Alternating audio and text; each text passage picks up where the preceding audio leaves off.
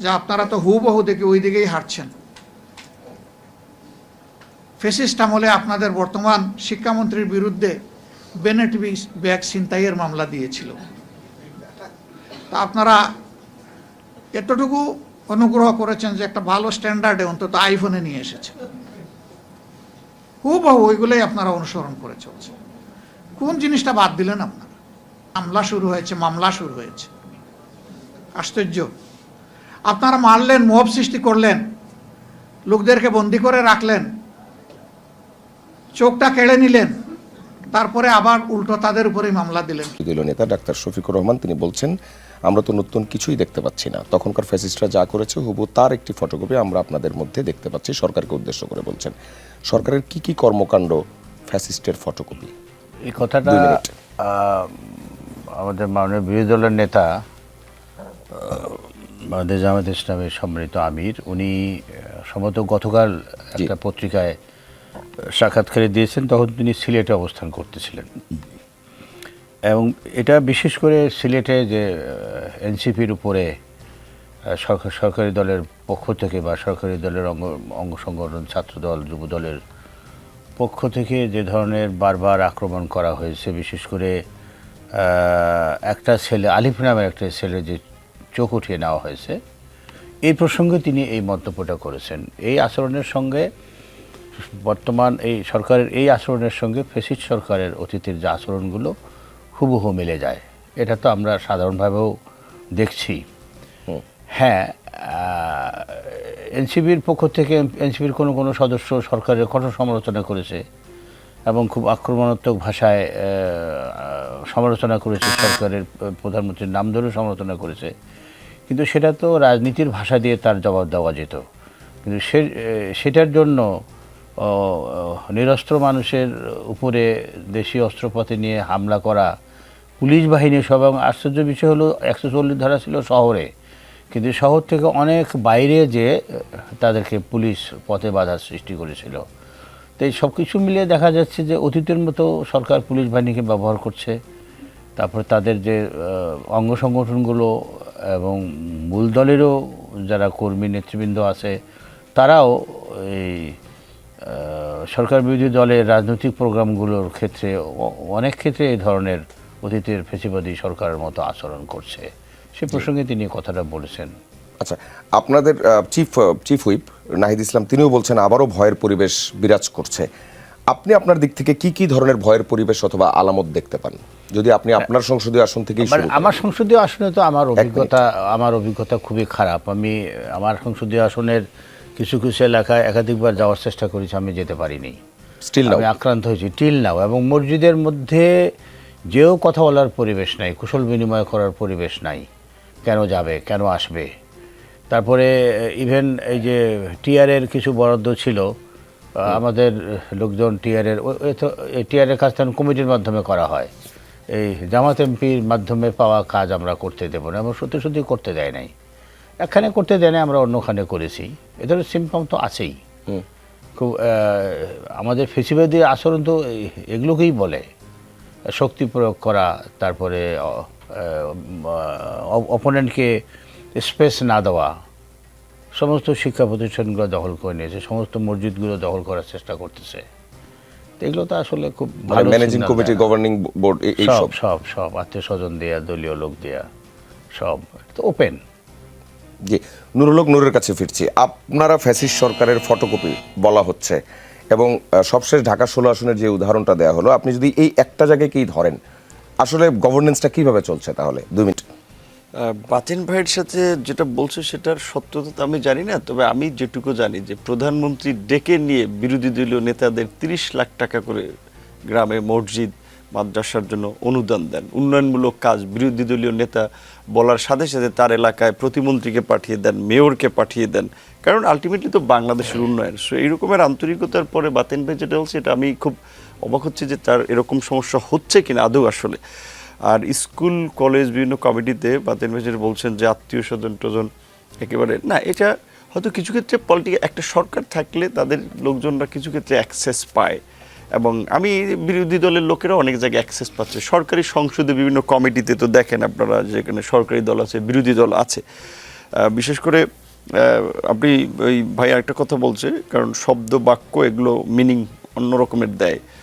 হবিগঞ্জের ছেলেটা চোখ উঠিয়ে নেয়ার কথা বলেছেন, প্রকৃততে চোখ উঠিয়ে নেয়নি। আমি যেটা মারামারিতে তার চোখ চরমভাবে ক্ষতিগ্রস্ত হয়েছে, আমি তার প্রতি সমবেদনা জানাই, তার আরোগ্য কামনা করি, এবং যারা এই ঘটনা ঘটিয়েছে অত্যন্ত নিন্দনীয় কাজ করেছে। এটা আমরা নতুন বাংলাদেশ যেটা আমরা বলি, এখানে আমরা প্রত্যাশা করি না। অ্যাট দ্য সেম টাইম যারা এই প্রেক্ষাপটটা তৈরি করেছে বিদেশিদের দাবার গুটি হিসেবে, একটা স্থিতিশীল দেশ যখন ফেসিবাদ পতন পরবর্তী সময়ে গণতন্ত্রের পথে যাত্রা শুরু করছে, বাংলাদেশ এটা সংকট ডেকে আনতে চায়, সেই এনসিপির আমি মনে করি এরা রাজনীতিতে একটা বিস্ফোরা হয়ে দাঁড়িয়েছে এখন।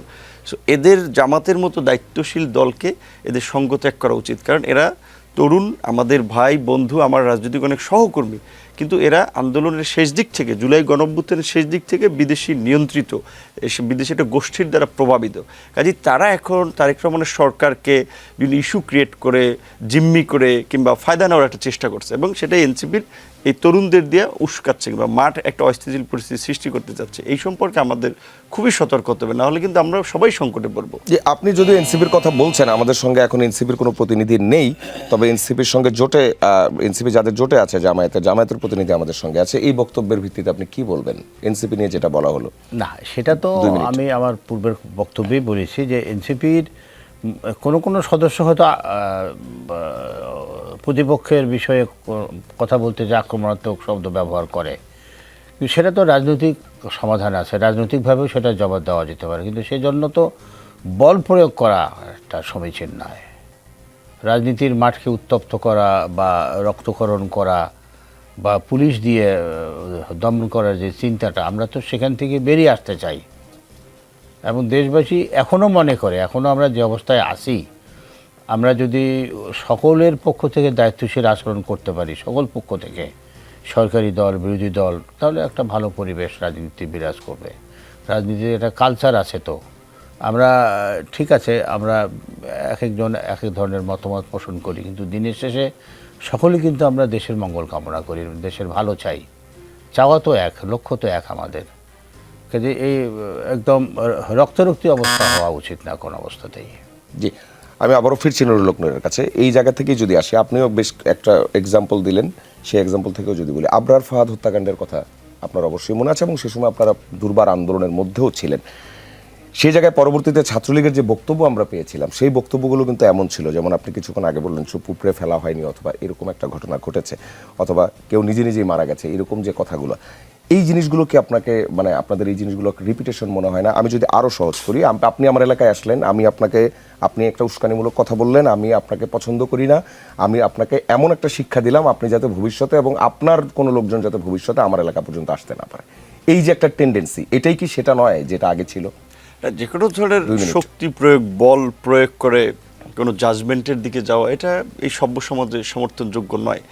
আমি যেটা বলেছি, আবরার ফাহাদের হত্যাকাণ্ড বলেন, বিশ্বজিতের হত্যাকাণ্ড বলেন, ঢাকায় বিশ্ববিদ্যালয়ের ছাত্র এহসানের চোখ তুলে ফেলা, চোখ নষ্ট করা, SM হল ঢাকা বিশ্ববিদ্যালয়ে থাকাকালীন, এগুলো তো 18-র পর থেকে তরুণদের আন্দোলন তো লিডিং পর্যায়ে আমি ছিলাম, এবং এর বিরুদ্ধে আমরা আন্দোলন করেছি। কাজে আমাদের ওই জায়গাটাতে আমরা আনকম্প্রোমাইজ। সরকারে আছি বিধায় সরকার কোনো অনিয়ম করলে, সরকারি দলের লোকেরা কোনো অনিয়ম করলে সেটা বলবো না, আমরা সেই ধরনের লোক না। বিবেক বিক্রি করে বুদ্ধি বিসর্জন দিয়ে রাজনীতি করছে না। কিন্তু আমি যেটা মনে করি আর কি, যে বলছি এখানে উস্কানি বোথ সাইড থেকেই দেওয়া হয়েছে, এবং ভিকটিম হয়েছে সাধারণ মানুষ। তো এই জন্য আমি বলছি যে এই এনসিপির এই অতি উৎসাহী ছেলেদের, জামাত একটা প্রধান বিরোধী দল, 80+ সিট কয়টা ছিল আপনাদের?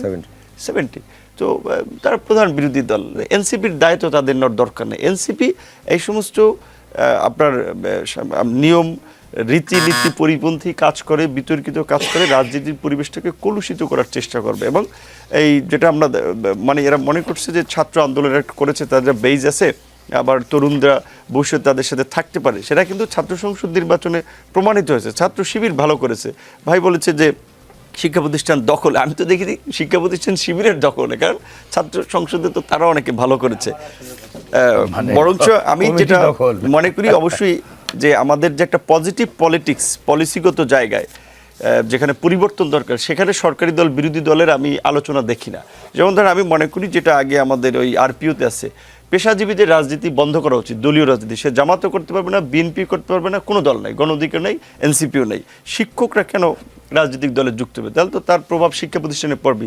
ডক্টরদের সংগঠন, বিএনপি, ড্যাব, জামাতের এনডিএফ, ডাক্তাররা কেন রাজনীতি করবে? সে রাজনীতি করে চাকরি ছেড়ে আসুক। এইগুলো নিয়ে আমাদের আলোচনা দরকার। রাজনীতিকে কীভাবে রিফাইন করা যায়, কনস্ট্রাকটিভ পলিসি 10 seconds. কীভাবে করা যায়, এইখানে আমাদের আলাপ করা দরকার, আলোচনা তোলা দরকার। এখানে আমি সরকারি দল বিরোধী দল আমি দেখতেছি না যে তাদের মধ্যে এটা নিয়ে আলোচনা আছে, বরঞ্চ পুরানো পথের ক্ষমতা কেন্দ্রিক দোষারোপের এই রাজনীতিটা আমি আসলে দেখতে জি, পাচ্ছি। স্থানীয় সরকার মন্ত্রী এবং বিএনপি মহাসচিব মির্জা ফখরুল ইসলাম আলমগীর তিনি যে কথাটা বলছিলেন, কর্নেল বাতনও এটার একটা কোট করছিলেন শুরুর দিকে, 4-5 মাসের মন্ত্রিত্বের অভিজ্ঞতা তিনি বলেছেন। তিনি বলছেন, আমি দেখছি কিছুই বদলায়নি। আগে যারা ঘুষ খেত তারা ঘুষখোর ফন্দি ফিকির করছে, একইভাবে যারা ভালো একটা কাজ আটকে দিত তারা এখনও তা আটকে দিচ্ছে, লোকজন ভোল পাল্টেছে। আপনি নিজেও কিছুক্ষণ আগে ভোল পাল্টানোর কথা বলছেন। আপনার মিনিস্ট্রিতে ভোল পাল্টানোর অভিজ্ঞতাটা কেমন দেখছেন সেটা যেমন একটি প্রশ্ন, আরেকটি বিষয় আসছে সেটি হচ্ছে যে এই যে মানুষগুলো তাদের বিরুদ্ধে আপনি নিজেও কিছুক্ষণ আগে বলছিলেন যে আপনি সব লোম তুলতে গেলে কম্বল থাকবে না, এটাও যেমন ফ্যাক্ট, সেটাও ফ্যাক্ট যে আপনার গুড গভর্নেন্সটা তৈরি করতে হবে। সেই গুড গভর্নেন্স তৈরিতে মির্জা ফখরুল ইসলাম আলমগীর ওই একই কথার সঙ্গে আরেকটা কথাও বলেছেন যে এই পুরোটা সময় ধরে প্রধানমন্ত্রীর যে পরিবর্তন তিনি দেখেছেন আর কোনো মানুষের মধ্যে সেই পরিবর্তনটা দেখেন নাই। দলের মধ্যে বাকি মানুষগুলো প্রধানমন্ত্রীকে ফলো করছে কি করছে না? প্রধানমন্ত্রী যেভাবে সবাইকে একটা কাজের মধ্যে রাখতে চাচ্ছেন, শৃঙ্খলার মধ্যে রাখতে চাচ্ছেন, যারা প্রধানমন্ত্রীর দল করবে, তার সাথে ক্যাবিনেটে থাকবে, তাদেরকে ওটার মধ্যে দিয়ে চলতেই হবে। এবং আমি দেখছি যে প্রধানমন্ত্রী ব্যক্তিগতভাবে অনেক মন্ত্রীকে ডেকে, তার মন্ত্রণালয়ের দায়িত্বশীলদেরকে ডেকে তার কাজের জবাবদিহিতা কী হচ্ছে না হচ্ছে, উনি এভরি ইনস অ্যান্ড আউট সম্পর্কে খোঁজখবর রাখার চেষ্টা করছেন। এখন বিএনপি মহাসচিব, এলজেডি মন্ত্রী, তিনি একজন অভিজ্ঞ রাজনীতিবিদ, শিক্ষক ছিলেন, দুর্দিনে বিএনপির হাল ধরেছেন। এবং আজকের এই পরিবর্তিত বাংলাদেশের পেছনে জাতীয় ঐক্য তৈরি করার ক্ষেত্রে আপনারা দেখেছেন যে 42টি দল যুগপৎ আন্দোলন করেছে, সেখানে বড় একটা ভূমিকা রেখেছিলেন। তিনি একজন সজ্জন রাজনৈতিক ব্যক্তিত্ব, সিনিয়র মানুষের জায়গা থেকে অনেক কিছু বলেন, সেটার বাস্তবতা আছে। আমি আবার এখানে একটা বিষয় মনে করি যে একটা মন্ত্রণালয়ের, আমার মন্ত্রণালয়টা আমি সারা দেশ পরিবর্তন না করতে পারলেও আমি আমার মন্ত্রণালয়টা দিয়ে একটু চেষ্টা করতে পারি। এখন ধরো আমার মন্ত্রণালয় তো আরও অনেক বডি আছে, আমার পূর্ণাঙ্গ মন্ত্রী আছে, প্রধানমন্ত্রীর বিশেষ সহকারী আছে, উপদেষ্টা আছে, সচিব আছে। মন্ত্রী যদি চায় তাহলে ওই মন্ত্রণালয় স্বচ্ছভাবে একটু সিস্টেমেটিক ওয়েতে চাইলে চলতে পারে, সেখানে মন্ত্রীকে একটা রোল নিতে হবে। তো প্রত্যেক মিনিস্টার যদি প্রধানমন্ত্রীর মতো ওই স্পিডে হাঁটে, কাজ করে, আমার ধারণা এটা পাল্টাতে বেশিক্ষণ সময় লাগার কথা না। প্রধানমন্ত্রী এই বিষয়ে সবাইকে তাগিদ দিচ্ছেন, কিন্তু কে কতটুকু করতে পারছি তার আমলনামা প্রধানমন্ত্রীর কাছে আছে। এবং সেটা আমার ধারণা 6 মাস পরেই দেখতে পাবেন যারা যারা কাজে ব্যর্থ হচ্ছে, হয়তো তাদের বিষয়ে প্রধানমন্ত্রীরও পদক্ষেপ থাকবে পর্যায়ক্রমে। কারণ উনি এটা পরিষ্কারভাবেই বলে দিয়েছেন যে আমি নিজে অনিয়ম করি না, দায় নিব না, আপনাদের যারা করবেন তাদের কিন্তু দায় নিতে হবে। এবং পরিষ্কারভাবে বিভিন্ন কর্মকাণ্ডে বলে থাকেন যে সব জায়গায় দল খুঁজবেন না। এমনকি আমি দেখেছি ক্যাবিনেটে কিছু আলোচনা যেটা মনে হয় একটু দলীয় রিলেটেড, উনি পরিষ্কার বলে দেন এটা তো আপনার দলীয় আলোচনা, এটা আপনি দলীয় ফোরামে তোলেন, পার্টি অফিসে, এইখানে না। সো তিনি সরকার এবং দলকে আলাদা রাখার একটা দৃষ্টিভঙ্গি এবং জনগণের পালসটা বোঝা গণঅভ্যুত্থান পরবর্তী, এটা তার মাথায় আমি প্রতি সেকেন্ডেই দেখি। জি, ধন্যবাদ। আমি কর্নেল বাতেনের কাছে আসতে চাই। বেনজির আহমেদ ইস্যুতে যদি বলি, আপনি স্বরাষ্ট্র মন্ত্রণালয়ের সংক্রান্ত সংসদীয় স্থায়ী কমিটির সদস্য, জানতে চাই বেনজির আহমেদ জামিনের খবরের পর যে প্রশ্নটা আসছে সেটি হচ্ছে তার বিচারটা কি করা যাবে কিনা। গ্রেফতারের পর আলোচনায় ছিল তাকে দেশে ফিরিয়ে আনার ইস্যু, আর এখন কে করবে তাকে বিচারের মুখোমুখি, সরকার পারবে কিনা? এখানে তাকে দেশে ফিরিয়ে আনার ক্ষেত্রে যেটা বড় সীমাবদ্ধতা সেটা হলো উনি তো আটক আছেন এখন দুবাইয়ের সঙ্গে, মানে আমিরাতের সঙ্গে আমাদের মনে হয় বন্দি বিনিময় চুক্তি নাই। তো যে কারণে ওনার বিষয়টা সম্পূর্ণ ডিল করতে হচ্ছে ভায়া ইন্টারপোল। তো এখন যেহেতু প্রক্রিয়াতে সময় লাগছে, সে কারণে হয়তো তার উকিল কোর্টে অ্যাপিয়ার করে জামিনের ব্যবস্থা করেছে, বা সে জামিন শর্ত সাপেক্ষে। সরকারের পক্ষ থেকে বলা হয়েছে, আমরা আগেও শুনেছিলাম যে ওখানে ল ফার্ম ইনগেজ করা হয়েছে, এখন আবার নতুন করে আজকে শোনা গেল যে ওখানে ল ফার্ম ইনগেজ করা হয়েছে। এখন ল ফার্ম যদি ঠিকমতো কাজ করে, এবং আমরা যখন এই খবরটা প্রথম জানি, মানে তাকে যে ফেরত পাঠানো হবে বাংলাদেশে, তার এখানে কি কেস বা অপরাধের ফিরিস্তি কী, সেগুলো চাওয়া হয়েছিল এবং সেগুলো সম্মত দেওয়া হয়েছিল, সবই পাঠানো হয়েছিল। তো সব পাঠানো যদি হয়ে থাকে এবং যদি ইন্টারপোলের মাধ্যমে তাকে ফেরত আনা অসম্ভব বলে তো আমি মনে করি না। জি, নুরুল হক নূর, আমিরাত বেনজির আহমেদ শর্ত সাপেক্ষে জামিন পেয়ে গেলেন। সরকার ল ফার্ম নিয়োগ দেওয়ার পরও স্বরাষ্ট্রমন্ত্রী বিষয়টা জানতে পারলেন এক অনুষ্ঠানের স্টেজে বসে। তারপর সাথে সাথে হোম সেক্রেটারির সাথে কথা বললেন। হোম সেক্রেটারি দুবাইয়ে বাংলাদেশের অ্যাম্বাসেডারের সাথে কথা বলেছেন, এটা জানিয়েছেন স্বরাষ্ট্রমন্ত্রী। ডাক্তার আসিবার পূর্বে রোগী মারা গেল টাইপ হয়ে গেল কিনা। গ্রেফতারের খবরটা আমরা যেভাবে সংসদ থেকে জানতে পারলাম, আর জামিনের খবর মন্ত্রী পেলেন স্টেজে বসে, আমরা আসলে কতটুকু খবর রেখেছি বেনজির আহমেদকে ফিরিয়ে আনা অথবা আমাদের যে পুরো প্রসেসটা? এক মিনিট। আমার জানার মতে যে সরকারের একটা প্রচেষ্টা ছিল, কিন্তু ওই যে বলেছে যারা কাজ করে ফাইল মুভ করানোর ক্ষেত্রে ডিলে করলো, পৌঁছালো না, এই পথের লোকগুলো তো সব এই গভর্নমেন্টের খাস লোক না।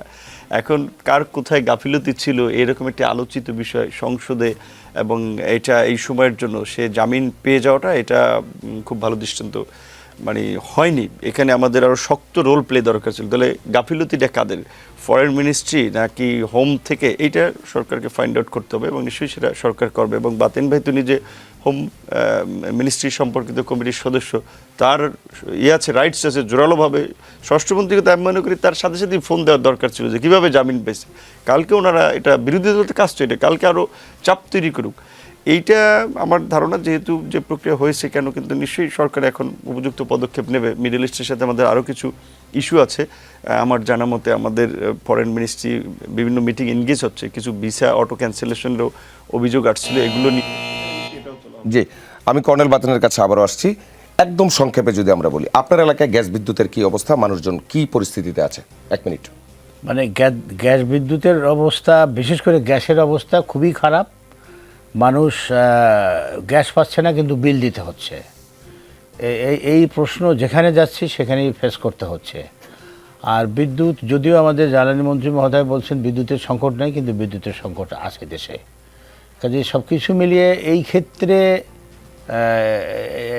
এটা খুবই একটা মানে মানুষের কষ্টের কারণ হয়ে দাঁড়িয়েছে। মানে হঠাৎ করে এই মাসে বিদ্যুৎ বিল ডাবল আসছে, এমন কোনো ডাবল আসছে, এটা তো প্রত্যেক বছর নাকি জুন মাসে ওরা অ্যাডজাস্ট করে, বাট এটা তো হওয়া উচিত না। কিন্তু সেটা তো পাবলিকলি হওয়া উচিত। এটা পাবলিকলি হওয়া কোনো অবস্থাতেই উচিত না। আর বিল যেটা, বিদ্যুতের বিল যেটা বৃদ্ধি হয়েছে, সেটাও কিন্তু একটু বেশি মাত্রায় বৃদ্ধি হয়েছে। যারা হয়তো একটু তুলনামূলকভাবে কম বৃদ্ধি হয়েছে, যারা অল্প ব্যবহার করে, যারা বেশি ব্যবহার করে, তাদের জন্য এটা একটা বড় ধরনের বার্ডেন হয়ে গেছে। জি, আবার নুরুল হক নূরের কাছে আসতে চাই। দেশ জুড়ে গ্যাস সংকট যেটা তো আছেই, এটা আসলে অস্বীকার করার কোনো সুযোগ নাই। এর মধ্যে আবার গেল মাসে বাসাবাড়ির যে বিদ্যুৎ বিল, এটা প্রায় ডাবল। আমি যদি এক্সাম্পল দিই, যারা 1000 ছিল সেটা এখন প্রায় 2500 থেকে 2500-3000 মতো হয়ে গেছে, এবং তার কোনো ডিভাইস বাড়ে নাই কিন্তু in the meantime. Government বলছে এই সময়টার মধ্যে বিদ্যুতের খরচটাও বেশি হয় এবং একটা অ্যাডজাস্টমেন্ট হয়। এই পুরো বিষয়গুলো কেন পাবলিকলি আনা হলো না? আরেকটা বিষয় বলা হয়েছিল, প্রিপেইড মিটারের যে চার্জ সেটা তুলে নেওয়া হয়েছে, কিন্তু সেই চার্জ এখনো তুলে নেওয়া হয়নি। ওই চার্জ মানুষ কিন্তু এখনো দিয়ে যাচ্ছে। তাহলে কথা দিয়ে কি সরকার কথা রাখছে? এক মিনিট। এখন মধ্যপ্রাচ্যের এই সরকার দায়িত্ব নেওয়ার পরে একটা যুদ্ধ পরিস্থিতি ফেস করলো। ফেব্রুয়ারির আমরা 17 তারিখ দায়িত্ব নিলাম, 28 তারিখ থেকে যুদ্ধ শুরু হয়ে গেছে। আর এই যুদ্ধের ফলে তো গোটা বিশ্বব্যাপী জ্বালানির দাম বেড়ে গেছে এবং অনেক দেশে, যার ফলে মুদ্রাস্ফীতি, পরিবহন থেকে অন্যান্য ব্যয় বেড়ে গেছে। সেখানে বাংলাদেশের মতো একটা ওভার পপুলেটেড কান্ট্রি, এবং যার জ্বালানি নীতি বিগত দিনগুলো থেকে ছিল অনেকগুলো মধ্যপ্রাচ্য কেন্দ্রিক কার্যত, সেই ক্রাইসিসে দাম বাড়াটা অস্বাভাবিক না, এটা বাস্তবতা লুকিয়ে রাখারও বিষয় না। সংসদে তো দেখেছেন সরকারি দল বিরোধী দল মিলে কমিটি হয়েছে, প্রতিবেদন হয়েছে, ইভেন অল্টারনেটিভ সোর্স থেকে কিভাবে এটা মিনিমাইজ করা যায় সেই চেষ্টাও করা হচ্ছে। এবং সরকার অল্টারনেটিভ অনেকগুলো সোর্স থেকেও আপনার জ্বালানি ক্রয়ের জন্য চেষ্টা চালিয়ে যাচ্ছে, কিছু ক্রয়াদেশও হয়েছে। জ্বালানির ক্রাইসিসটা বাংলাদেশে আসলে অনেক দিন থেকে আছে, এবং এই মিডল ইস্টের যুদ্ধ না হলেও তো আমরা সরকারকে ধরতে পারতাম, কিন্তু এই যুদ্ধের ফলে তো সরকারের মিটারের যে চার্জ আপনি বললেন যে এটা উঠে যাবে, কিন্তু সেটা উঠলো না। 2 মাস ধরে মানুষ চার্জটা দিচ্ছে, সেটা কেন দিতে হচ্ছে মানুষকে? 10 সেকেন্ড। এই যে বিদ্যুৎ জ্বালানি মন্ত্রণালয় কি হলে ভালো ব্যাখ্যা করতে পারতো, যেটা আমি একেবারে কনসার্ন মিনিস্ট্রি না, এখন আমি এটা জানি না যে আসলে এটা এইভাবে নিচ্ছে কিনা, কিংবা আবার 2-1 জায়গায়, না ওটাই বলি, আমিও আশা করছি আপনি আবার এটা কি 2-1 জায়গায় নাকি সব জায়গায় ডিটেইলস তবে যে এখান থেকে এখানে 2-1 জায়গা নেই, এটা সবই যতগুলো প্রিপেইড মিটার আছে ততগুলো। আমার জায়গা থেকে বিদ্যুৎ মন্ত্রী তো আমাদের সাথে আন্দোলনের লিয়াজু কমিটিতে ছিলেন, টকশো থেকে বাইরে ফোন দিব যে এই বিষয়ে টকশোতে ধরছে, আপনারা